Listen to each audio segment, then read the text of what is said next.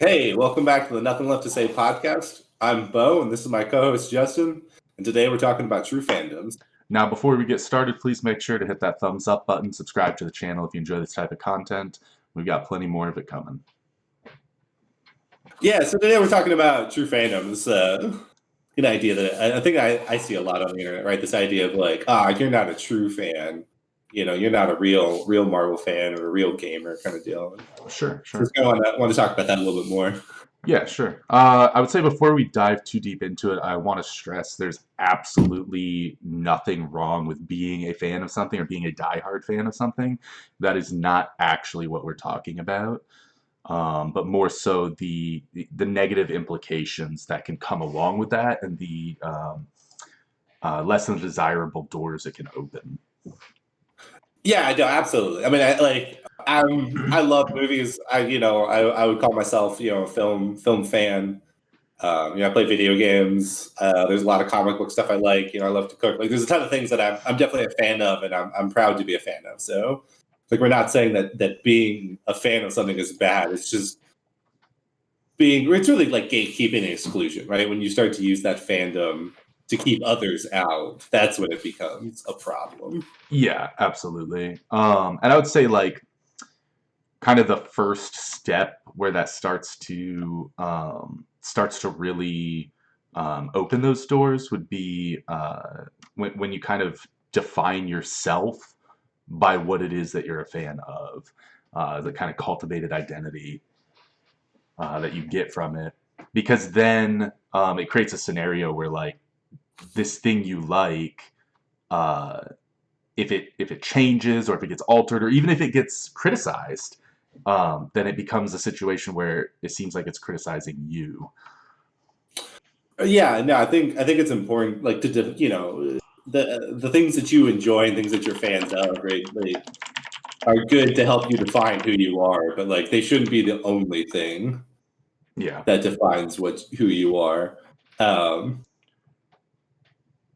Yeah, no, absolutely. And I think I think it can start off right because and it's such a slippery slope in a lot of ways, right? It's this kind of funny sliding scale, right? It can start off with like little benign, seemingly benign kind of passive gatekeeping stuff, like, oh man, did you even read the comics? Like, do you know who that character is? Like, you only like the Marvel movies because they're popular.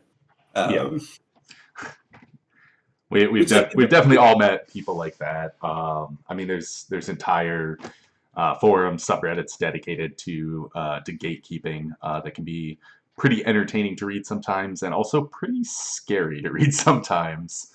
Yeah, definitely.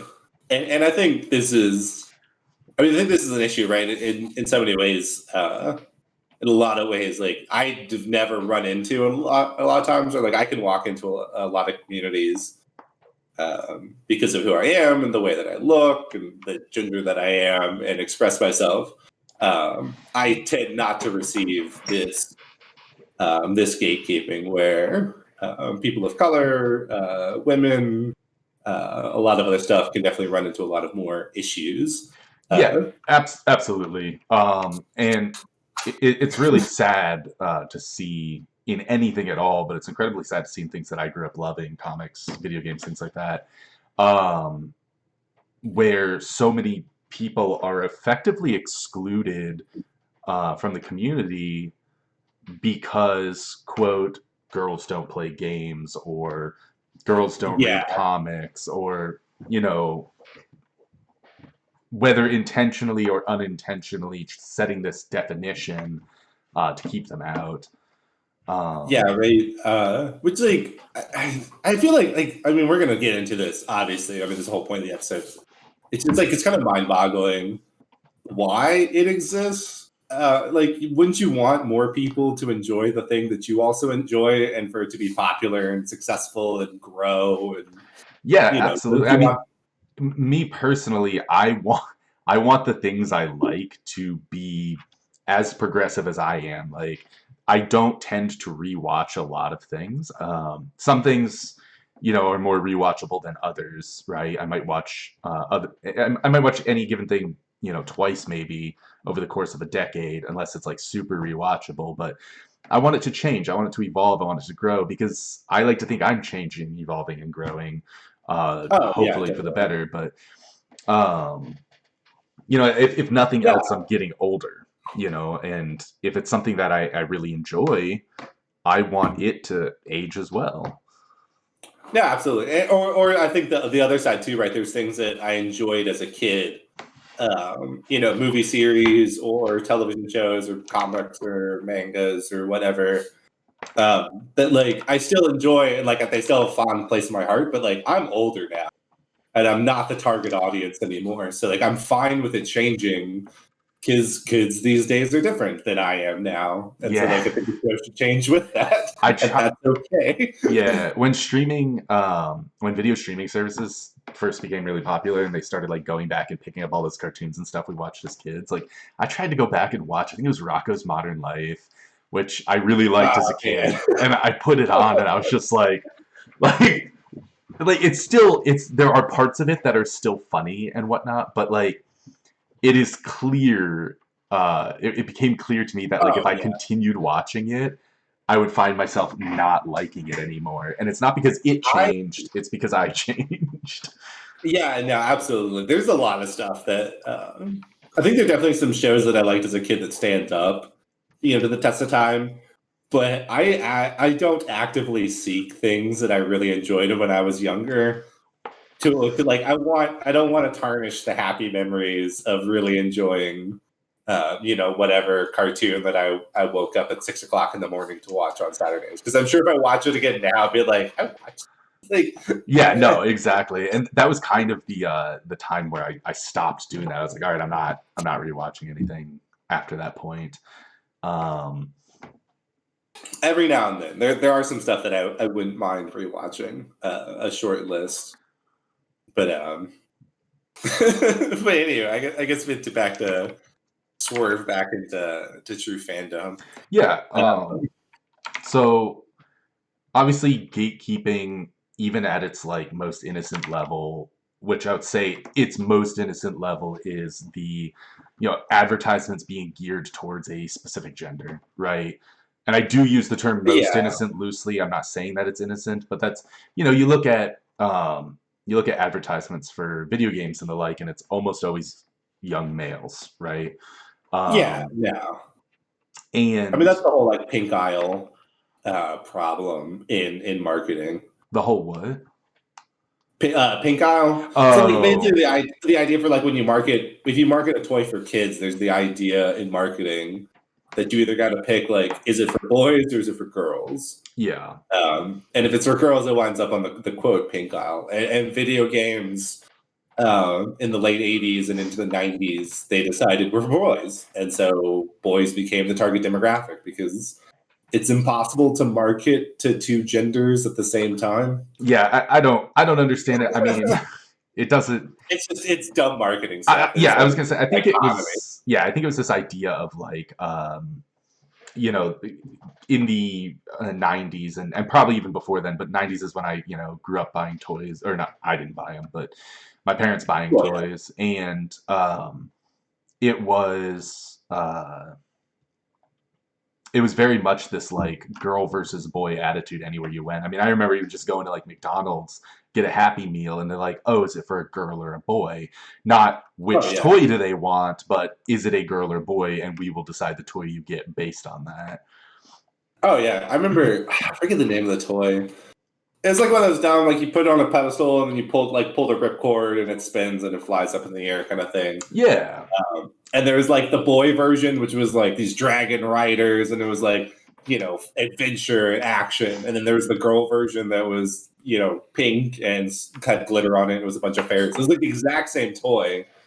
They just made the boy version and the boy version commercials, and the girl version and the girl version commercials. it's really unfortunate because effectively the marketers and designers were deciding for boys and girls what they wanted Yeah, instead of offering choices and then being like, let's see what they pick. Um, yeah, which leads into like some horrible gatekeeping for video games, right? Where like I've definitely read posts on Reddit and other places where it's like, oh yeah, like boys, like guys are just made for video games. Like that's what we're for. Like, you know, matching games or the Sims types, you know, phone games. Like that's more towards like, you know, women and what they're better suited at. And I believe none of this. It's it's all horse tucking. like like absolute garbage. But yeah, I mean, there are people out there that definitely believe that stuff or in the surface of it. And I think the go into like gatekeeping is good, but the question like, oh man, you never read the comics, like isn't a bad question in of itself, but it's where you go from that question, right? If you ask someone like, oh hey, you never read the comics, or like, hey, have you read the comics, and say no, and then you start antagonizing them for not being a real fan, that's bad. That is bad. I would go so far as to say though it's so deep rooted as an antagonistic question that we should probably rethink how we word it. I know we served with a guy on a submarine who I remember distinctly didn't watch a lot of what we would consider like classic modern movies. Like he'd never seen like Terminator 2 and like a lot of these things where, you know, and I remember people would go up to him and be like, start talking about a movie and be like, oh, I'd never seen it. And they'd be like, you've never seen it? And like he got so aggravated because he's like, look, I just hate that response so much. Right. Like this idea that just because you haven't seen it, I mean, yes, you could be like, oh man, I would love it if you saw that and you want to bring joy to them, but like the way it's often phrased is in a negative light. Like you are a worse person because you haven't seen it, or you're a worse person because you haven't read this comic, or even going so far as being like, oh, you watched the movie, the book was better. Like, I would say that like having the opinion that the book is better or this was a really good movie is not a bad thing at all. And I just want to stress that that's not what I'm trying to say. But attacking somebody for having a different opinion, especially when it comes to a consumer good, is a little bit. I mean, it goes back to the hot dog episode, right? Of like, oh, you eat ketchup on your hot dogs, like. Yeah, right. No, and that's what I was saying. Like, I think you can ask that question, but if someone says like, "Oh no, I've never read that comic, or I've never seen that movie, or read the book, or you know whatever," or like, "Oh, I do like ketchup on my hot dogs," like the response would be like, "Oh, that's cool. Like, you know, let me introduce you to the genre. Like, you know, let me recommend some really good places to start if you want to get into it. You know, like, you know, let me start up a game." You know, a co-op game, and we'll play together. I'll introduce you to it. Yeah, absolutely. And so instead of being, I would say I was thinking about the Star Wars thing. So sorry. No, go ahead. No, I was thinking about the Star Wars thing. I was hanging out. It's in New York when I was in training, and on site the dig ball, which is for our audience, is this big spherical, like this monster, like 100-foot tall, huge sphere on the training site. And it looks like a moon. In the right light, it's big gray. And I was sitting outside with a buddy of mine, and it was snowing, and we were looking at it, and he's like, "Oh man, like, you know, in the right light, you know, the dig ball looks really pretty. It kind of looks like a moon." And I was like, "That's no moon." And he's like, "Well, yeah, no, like, I know it's not actually a moon. I'm just saying, like, it looks like a moon." And I was like, "Hold on, let me try that one again." Long story short, I was like, "So how many Star Wars have you seen?" He's like, "Oh, I've seen one." I was like, "Okay, cool. Like, which Star Wars?" And he's like, "No, I saw one, Episode 1." I was like, how did you like it? And he's like, "Oh, it was really, really good. Like, I loved it." Like at that point, I was like, do I tell him to watch the other ones and ruin his opinion of Episode 1, or do I just tell him to like just stick with it? That's the only one that you got to watch, man. The rest of them are trash. I mean, I'm going to come out and say I enjoyed Episode 1 minus the horrendous racial stereotypes that were like, you know, horribly scattered throughout the entire thing. But just as like a generic like space action, you know, I'm sorry, like I got a kick out of it. Maybe it was the age I was when I watched it, but like I didn't hate it. I've not gone back and rewatched it, you know, as an adult. Like and I'm sure if I did, I'd probably be like, nah, not for me. But it's a thing I liked as a kid. I liked a lot of dumb shit as a kid. Like, sure, I've got fond memories of Star Wars 1, 2, and 3, but I watched them when they came out, and I was a lot younger when I watched them. and they're pretty high up on the list of things I don't want to watch again in case I don't like them. Yeah, no, that's fair. Those memories. Yeah, I watched.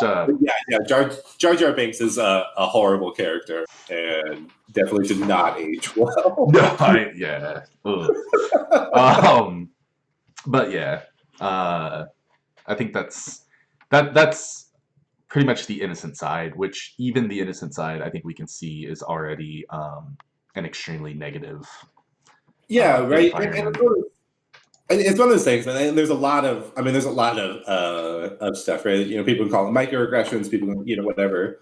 Like, I don't have to worry about kind of being attacked if, like, I'm in a community and I'm like, oh yeah, I never read that comic, right? But like, maybe someone else has been attacked, so then they don't feel comfortable sharing that they haven't read a certain thing or gotten into something because they had a bad experience one time with a guy at a game store or a friend that they're hanging out with. And so, like, I think you're right. Like, it's careful how you want to take that question, or even don't even ask that question, or say that thing, because you want to be as inviting. You know, we talked about the funny subreddits, the kind of horrible subreddits of like gatekeeping stuff. The one that I love is like Gates Open, which is just people who've been as welcoming as possible. And I think that should be the mentality of any fandom. No, absolutely, that should be the norm.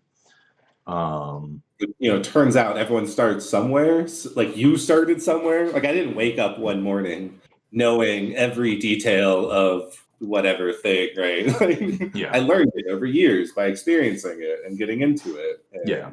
And again, I would stress that the innocent form of gatekeeping, and I do use that term lightly, is usually stemmed from attaching your identity to an experience you had and being like, I need other people to have this exact same experience. And it's relatively benign as long as you can recognize it for that, but it can definitely get a lot darker, and I'd like to kind of move into that topic a little bit. Where it becomes not just exclusive, but possibly actually dangerous, both socially and sometimes even physically. Absolutely. I think there can be a lot of problems, and I think a lot of those problems come from or born from people tying their identities to it. I was watching a video by Renegade Cut, which is a great YouTube channel, recommending to anyone watching this. But they're talking about the Sonic movie and kind of making fun of it. But the idea of, right, like, when you tie your identity to being a video game fan, you know, a gamer, then a lot of times a movie has to do stuff. I mean, like, the Marvel movies do this all the time.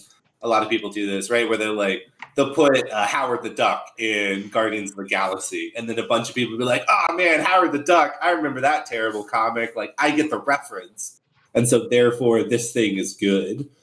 Because, like, I'm on the in crowd, like, I'm inside the gate. And it's just a lazy tactic that a lot of, like, writers of movies or video games or TV shows or comics, right? You can just reference other materials and make that. I mean, look at Ready Player One, which is a very mediocre story and is made popular by the fact that it's just one giant 80s reference. Yeah. I mean, it stems from, I think we as people often have a hard time describing ourselves and describing others without sticking ourselves in boxes. Absolutely. We want labels that make it. I don't want to have to tell you my entire life story when I meet you to describe who I am. I mean, you could go so far as to call it the Twitter effect, or the dating profile effect, or whatever you want to call it, where it's like, I need 10 words to describe who I am to somebody else. Sure. And the problem of describing who you is fine. Right, but the problem with that is it taints experiences for other people who also want to use those labels if you are, for lack of a better term, a jackass about it. You know, if there's a person who has a bad experience with, let's say, a gamer, right? You know, maybe it's I don't know. We'll just go. It's a woman who tries to get into video games and is met with nonstop sexual harassment and name calling and just, absolute exclusion at every possible turn. Yeah. Well, then she goes out and meets somebody, and that person, is trying to figure out how to describe themselves, and they're like, "Oh, I'm a gamer." Immediately, it's going to be red flags, red lights going off left and right. Um, and it creates isolation, not just like for the individual, but for everyone within the community. um, it kind of gives them a bad name as well. Yeah, and it's one of those things that, like, I mean, the saying exists for real, right? One, it's a bad apple, but like one bad apple spoils the bunch, right? Yeah.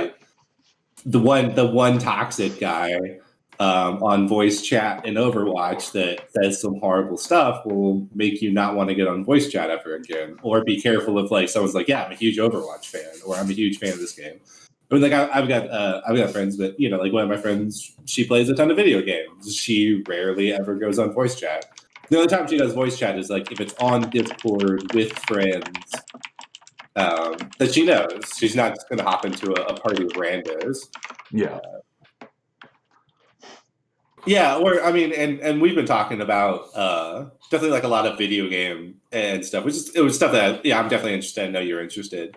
Yeah, I mean, it's kind of I an know- easy entry into the subject because it's so popular right now. Yeah, but like and it explains a lot of stuff. Like I'm a huge fan of. I love going to live concerts. But like it really doesn't matter. Yeah, pre-COVID, yeah, definitely.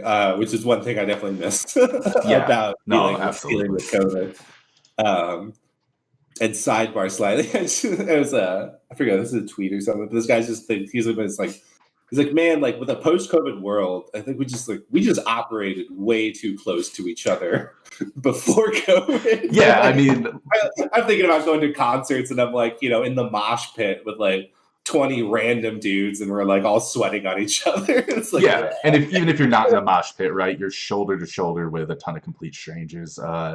I know we went to that one show in Hawaii, the Real Big Fish concert, and my ex-wife at the time was pregnant, and it didn't matter where we moved, there was always an issue with like people jostling into us and bumping into us, and like it got to the point that I basically had to play defense for her the entire night just to keep her from getting bumped into. No, absolutely. And like and thinking about concerts, right? Like I love concerts and punk shows, ska shows, metal shows are definitely up there. Like I've been to reggae, I've been to a bunch of stuff, but like the really more like intense shows are what I like. Me being 6'6" and 250 pounds, and a dude makes it pretty easy for me to like get into these shows and have a lot of fun and not worry about it. But like my sister, who I know is a big fan of metal, she does not like going to shows because she's not a giant dude trying to get into the pit and has to deal with either the gate guys hitting on her or the gatekeeping guys, and they're like, oh, you're only into metal because of your boyfriend or stuff like that. Like just like this kind of inherent misogyny in and stuff like that. And again, right, at big asterisk, it's right, it's not everybody, but that's not what we're here to talk about, though. We know it's not everybody. Everyone knows it's not everybody. The problem is it's pervasive enough that it's a giant issue. I don't want to beat around that bush at all. I don't want to beat around that. Absolutely. And I feel like, and thanks for calling me out. I think a lot of people play the defense of that. I would say, like I heard a quote again, thinking about it, but like it's no longer acceptably like passively. Like you have to be anti against things like that. So you have to actively police your own communities to push back against it, right? Because if you say like, well, I'm cool, I'm not an ass about it, well, that lets someone else come in and be toxic in the community. Yeah, I mean I think that's largely due to how easy it is to connect with random people anymore. Like if back in the day you had a group of whatever, it was pretty easy if somebody showed up and they were misogynistic or whatever. It was pretty easy for them to quickly not show up anymore because they wouldn't jive with the entire group. But throw in a sprinkle of the internet, throw in a sprinkle of anonymity, throw in much larger group sizes because of how easy it is to connect people, And yeah, if you're not actively policing it, if you're not moderating, you're going to run into a lot of trouble. And I think there Yeah. is no bigger example of that than Chan boards, which by definition, unmoderated. It's And just, it oh takes man, less than 5 minutes on one of those to realize that is not a place for progress to happen.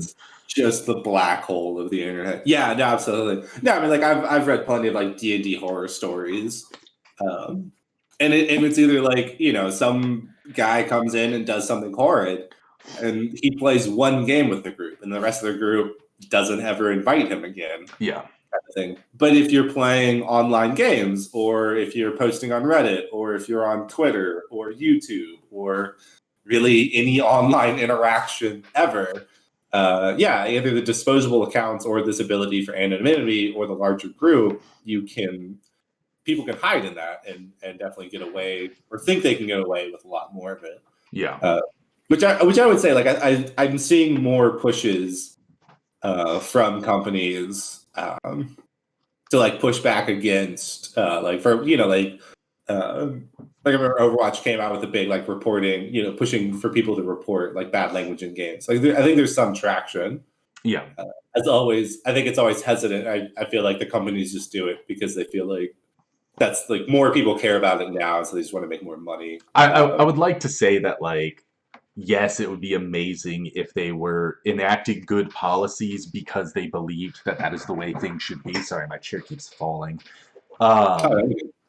But I will settle for they are enacting good policies because it will enable them to have a larger community that continues to pay them money.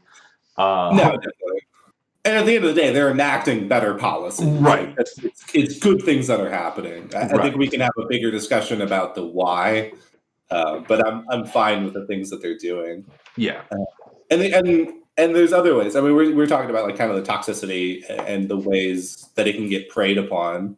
And speaking about companies making a ton of money, right? This idea of like cultivated identity, right? You're a gamer, or you're a Lord of the Rings fan, or you're a film buff, or whatever, right? That can be preyed upon by companies. When the Halo 20 comes out with the Super Master Chief Collector's Edition, it's $500 and you get a 10-foot, cutout of Master Chief, right? People will buy it so that way they can put it up in their room, so that way they can show off to their friends that like, I'm a true Halo fan. Well, look at Blizzard's new tactic, or like new, but like their whole shtick now, and they just did this with Hearthstone. They did it with World of Warcraft a while back. They just did it with Hearthstone now, where they're like, hey, remember how much you used to love this game when it first came out? And then over time, the game changed, and that made you like it less for some reason because change is inherently bad. Yeah. And now it's like, now you can play WoW Classic. Now there's Hearthstone Classic.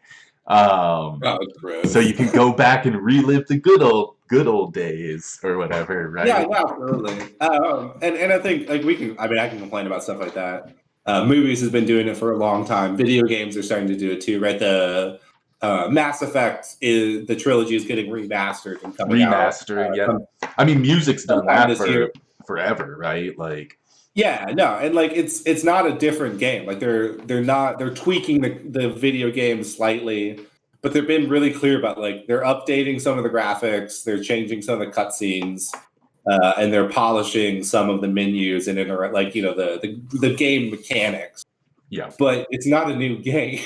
Yeah, well, I mean, a lot of that comes back to the idea of branding, right?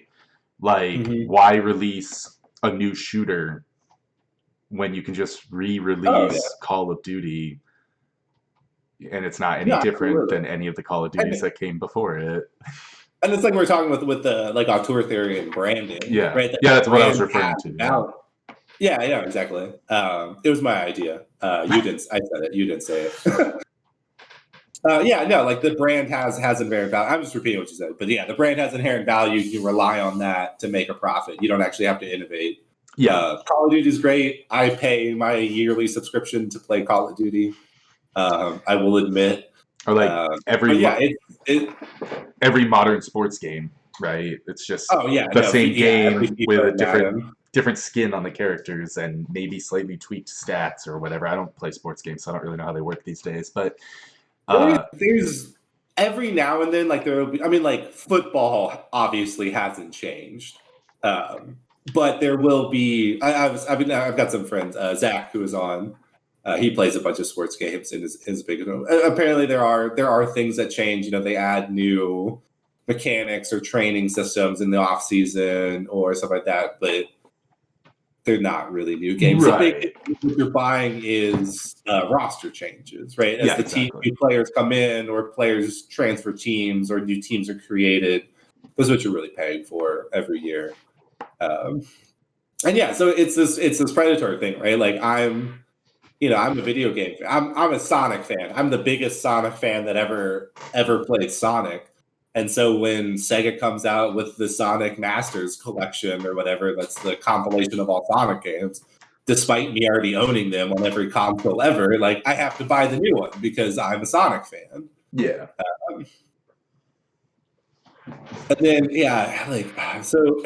I think we've been dancing on it, but these communities, these identities can get preyed upon even more, right? You can have reactionaries online, right? Talking about like I was talking about Mass Effect. There's a cutscene in Mass Effect, and it's a pretty intricate conversation between two of the characters. One of them, Miranda, about her sister. It's pretty heavy, but there's a low shot camera angle in one of them. So there's basically 3 seconds of this female character's butt, like right in the middle of the screen. And it's come out in an interview that the developers were like, yeah, we're changing the camera angle. They're not changing the scene or the story or the anything. They're just moving the camera slightly. But to a lot of online chuds, that's this, attack on Mass Effect, right? On the gamer community, right? They're rewriting the history, and they're, because if I'm a gamer right now, they're trying to censor me. They're trying to get rid of my identity. Yeah. It's us versus them narrative. Yeah. Oh, yeah. I guess we kind of just got to rip the Band-Aid off. It's not okay. It's. I'm not saying that there can't be, sexual topics in video games. I'm not saying that those can't exist. But putting them in for the sake of putting them in, fan service, whatever you want to call it, is a form of gatekeeping in of itself, right? You are creating an environment that automatically isolates people who are not okay with those topics. And I'm glad Mass Effect is changing that, because the game isn't about sex, right? And it's, for what I've played of it, seems like a really good game. It's fantastic. I will always recommend the Mass Effect series. I think the story is incredible. The characters are awesome. Like BioWare definitely knocked it out of the park with this massive 3-part trilogy. Yeah. And so to delve really deep, we're just gonna jump in the deep end here. I'm just gonna say the word fascism. There, it's done. It's said. That is the end result of too much exclusion based on these things, right? It's the us versus them narrative, right? That I was saying about. The idea that there can't be a female Thor in a comic book because Thor's not female, or which also, like, that story is fantastic, right? It's awesome.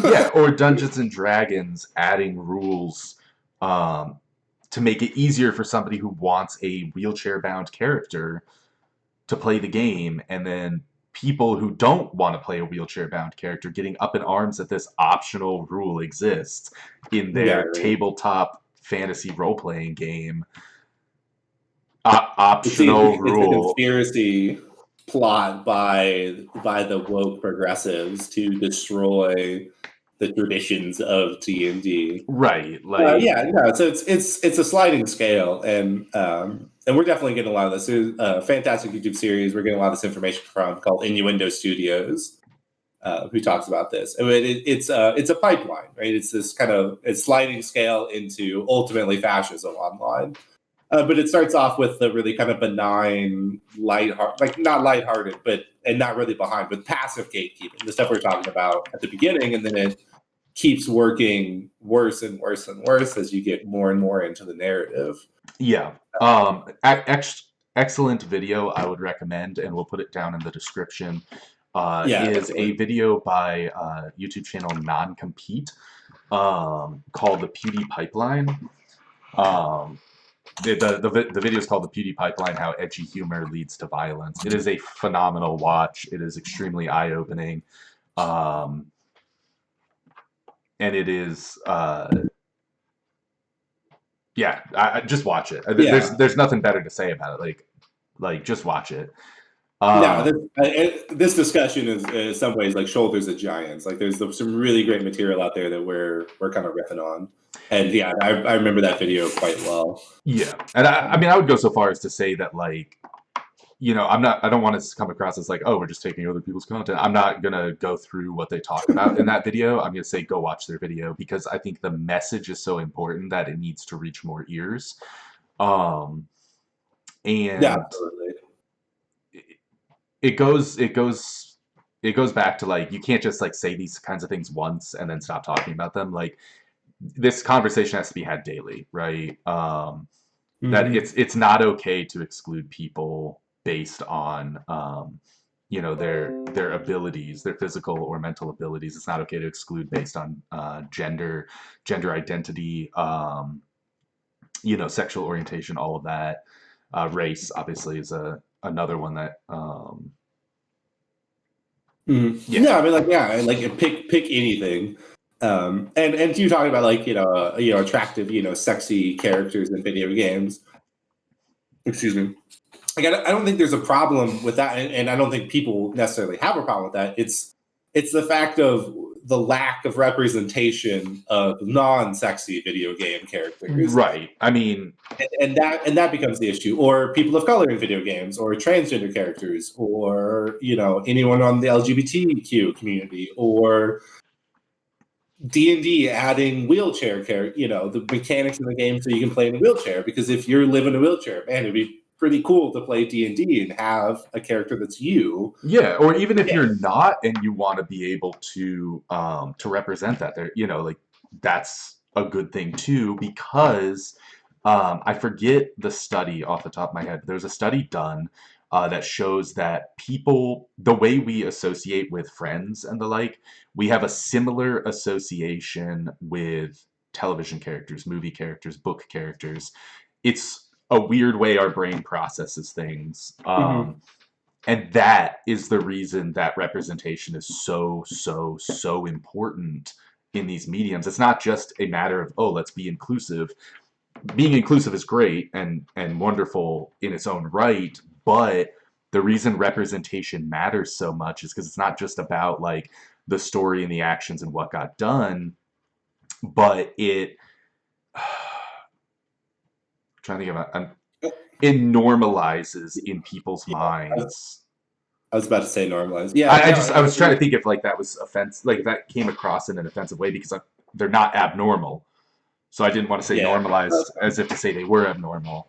But like, so I grew up in a relatively small town, and the high school I went to had one African American student, one person of color, maybe two. That's it. The rest was white for the most part. Maybe an Asian kid or two, right? But the point is, there were so few that it was like everyone, very few people had, like, exposure to those cultures, right? Yeah, no, and that's, like, it's cool to be a person of color and see someone that looks like you or is like you on television or in movies. But it's also cool, like what you're saying, for the rest of the audience to see those people as well, and then get an idea that, like, they're people. Yeah, I mean, being exposed to them and seeing that they are people, which is obviously a great thing, especially for the youth, right?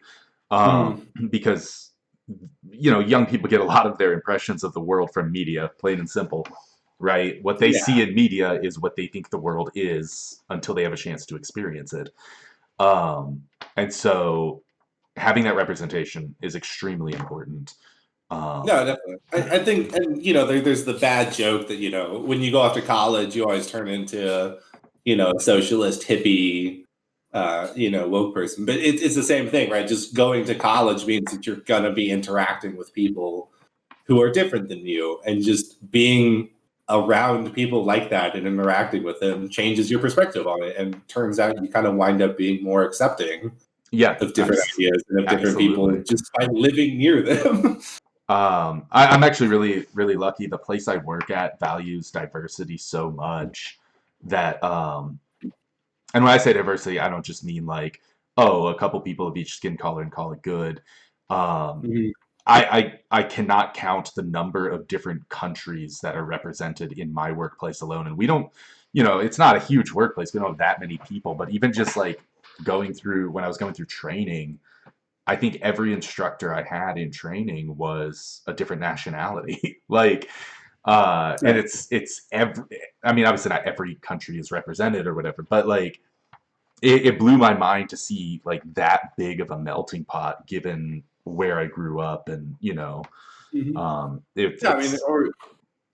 or think back to the submarine. I mean, like how, kind of how white, how not diverse that community was. And so, I mean, it was just say how white it was. Like, yeah, it was super white. I mean, because it was super white. It was submarines, right? Military ordnance protocol and all that. It was all male on board.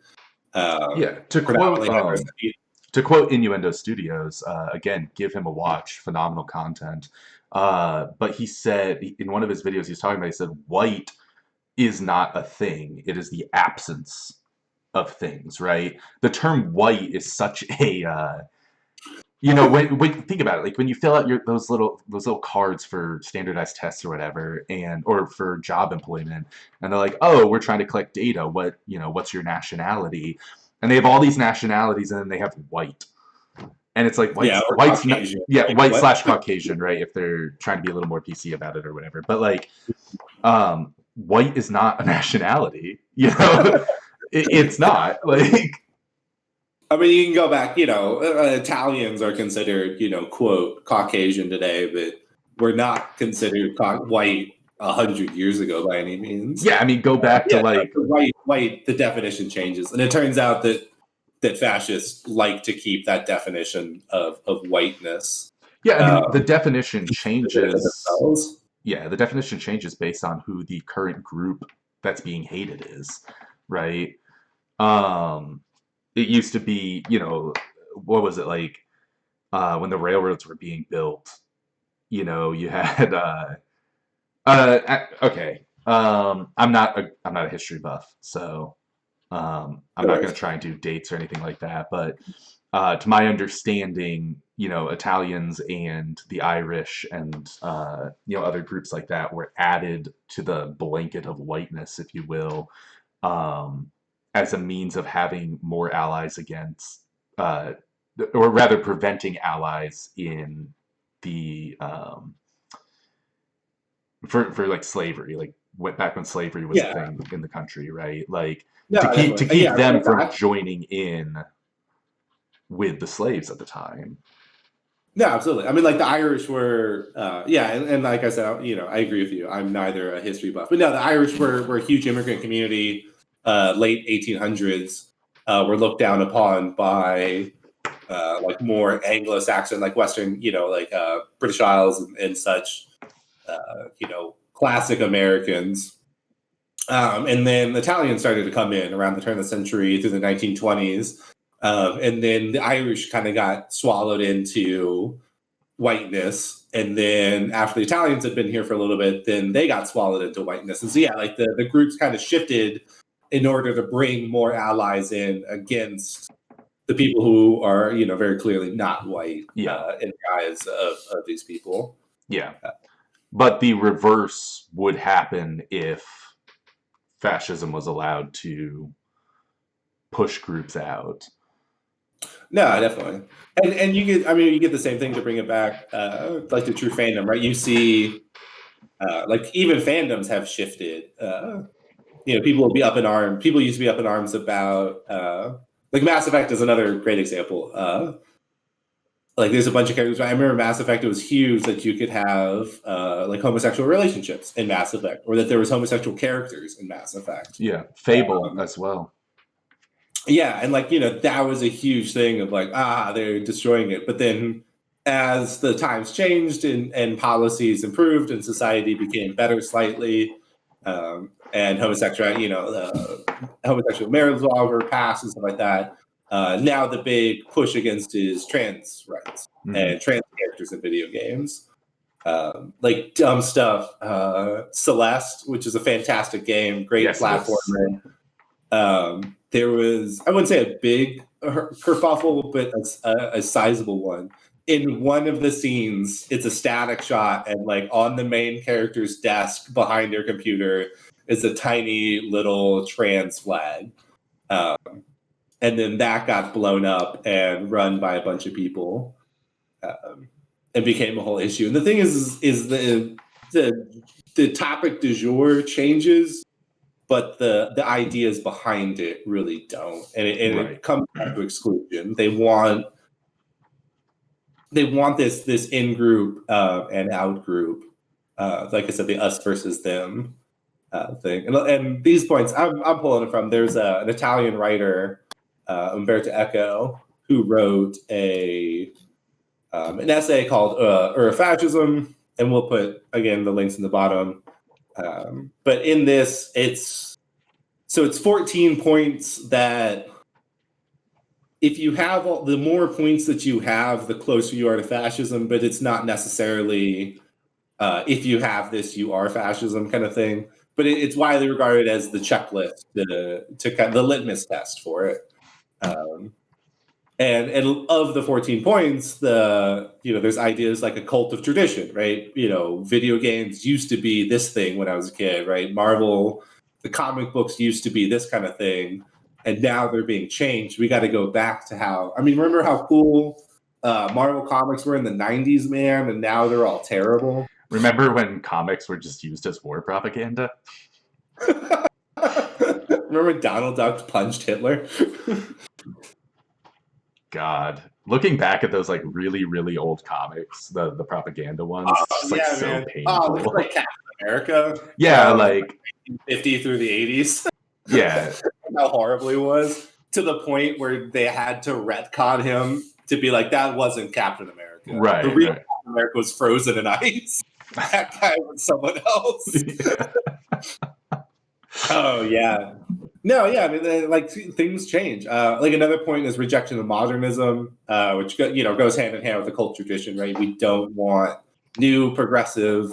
We have all these buzzwords that you see these internet chuds use, right? SJWs, woke, PC culture, all this stuff. Socialist or Marxist or university elite, stuff like that, right? It's these ideas of modernism and rejection of modernism. We want to return to when things were good, right? When comic books were great. When I was a kid and He-Man was absolutely not gay coded, like queer coded at all. Yeah. In any ways. And look how horrible the new She-Ra series is. Also, I mean, I just like to say, like, if you see somebody throwing around the term social justice warrior, it's code for misogyny. If you see them throwing around the term woke, it is code for racism. I mean, the term woke came into popularity for African Americans, standing up for civil rights, right? Like, yeah, no, definitely, no, and I think, and right, it's hard. And it's hard to come out and say, right, like, you're not going to be well received if you walk out and say that, like, I'm a fascist, and I think these horrible things. So you have to obfuscate. You have to code it, right? You can't call them progressives or people fighting for equal rights of human beings. Right. You have to call them crazy SJWs because it makes your point seem more logical and more sane. Yeah. And so much stuff. And of the pipeline, I think, like, it's so... I love video games. Like, I play a ton of video games, and I love a lot of stuff, but, like, I can't call myself a gamer or a fan of video games in so many ways because it's so poisoned by toxicity, this Yeah. pipeline. Yeah, Where, that's what I was talking about towards the beginning, is like, because we associate a subset of traits with a given label, it comes to the point where like you have to be extremely careful how you label yourself, Mhm. because it means different things to different people. If you're talking to other gamers or other people who play video games regularly and really enjoy them, and they also probably happen to look like you, then you can say gamer and it's not really that big of a deal. But if you're talking to someone in a minority group, right, whether that's Mhm. women or people of color or trans, um, then yeah, you don't want to use terms like that, right? You don't want to say, "Oh, I'm a gamer," because it means something completely different to them, and Oh yeah, no, like not in a good way. yeah, no, like if I if I use Twitter ever, yeah, like if I slapped in my Twitter bio like hardcore gamer fan over here, like it would be a problem. I would probably get a lot of people liking me on Twitter that I would not want to like me on Twitter. And a lot of Uh, people who wouldn't give you the time of day simply because they're going to think that you're like those people that you don't want following you. Like, yeah, which just exactly. goes to say, moderating a community is very important.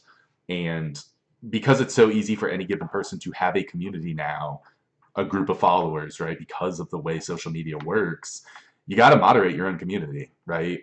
If you Oh if yeah, you definitely. use, like, I don't really use Facebook much anymore. My wife still does, and she has some extremely uh, toxic family members, and we have to continuously like remove things they say, or um, Yeah, and I mean we talked about it with some game companies trying to be better about moderating it. But the problem is like so much of this stuff, some of these problems were built on the back of the all powerful algorithm, where companies like Facebook and YouTube and Twitter, they want people to engage, they want people to click more, they want people to watch more videos, and so you start down, you watch one thing, and then it kind of keeps sliding you further and further down this pipeline, or the more kind of engaging, controversial topics get more engagement and more views, and so then they're promoted more, and more people watch them, yeah. and so it feeds upon itself. So, like as a consumer, you have to actively moderate your own content, and as a creator, you have to actively moderate your community and content, Yeah. uh, which is a huge burden. Yeah. Speaking of labels, it reminds me so much of the submarine, where like any given person came in and they certain things were immediately assumed about them based on their job for no reason. Oh yeah. Like, an electronics technician, right, was immediately assumed to be somebody who sat around playing video games or Dungeons and Dragons or whatever. A Yeah, mechanic right. was immediately assumed to love sports, drinking, working out, and partying. Like Yeah, right. it was just such a ridiculous. I mean, I was once told I should have been an ET because of what I enjoyed doing instead of a mechanic, which was a thing I was good at and enjoyed doing. Like, Yeah, right. but it was like I And didn't then go out it's getting smashed all the time and lifting heavy things and putting them back down all the time, and so. you want to party, bro? So that all that being said, we are starting to run out of time. I'd like to wrap this up. I think for the first time, I'm not going to be able to say there's nothing left to say because there's so much left to say on this Oh topic. yeah. So we'll sign out with nothing left to say for now, but definitely check out some of those channels um, that we'll put down in the description. Give their videos a watch. There's some really, really, really good information. They're really good topics. Um, and I think we'll definitely have this conversation again.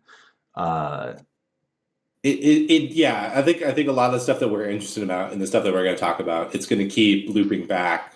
We're going to be covering a lot of the same points. Right? There's a lot of skeletons in the closet that keep coming up. yeah, absolutely. So with that, I would say there's nothing left to say for now. Join us next time. And yeah, I mean there's no easy way to sign off on this one because yeah, no, I agree with that. I feel like I have so many more things I want to talk about, but it is getting long, so we'll have to leave it for another video. Yeah, definitely. And thanks for watching to the community, right? Don't forget to like, subscribe, and let us know what you think about this stuff and where you want us to go with it in the future. If you want to hear us talk about more about this or different facets of it.